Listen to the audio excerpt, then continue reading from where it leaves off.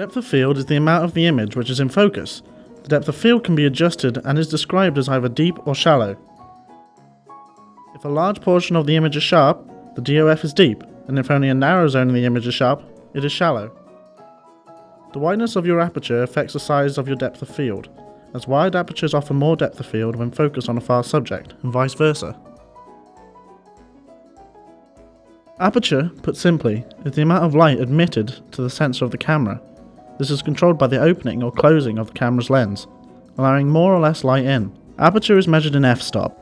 The lens focal length is divided by the effective aperture diameter. This effectively means the length of the camera focus divided by the diameter of the aperture. The bigger the f-stop number, the less light passes through the lens, and each f number either halves or doubles the image brightness as it changes. Something to take into consideration is that shifting from a large aperture to a small aperture has the possibility of blurring the images. Exposure is the total amount of light allowed to reach the camera's sensor during recording or the taking of an image. Exposure is controlled by shutter speed and aperture.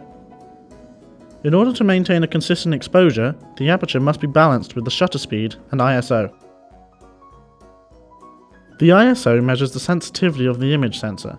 This meaning the lower the number, the less sensitive the camera is to light. This defines the grain of the image, so depending on how light or dark the image is, the quality is seeked out. For example, ISO is usually used in darker situations because the shutter speed is faster, allowing the camera to capture an overall better quality image depending on the shoot, and more specifically, the lighting situation in the shoot. Focus is the action of adjusting the lens to get a soft or hard focus. The more focused the image is, the sharper it will be.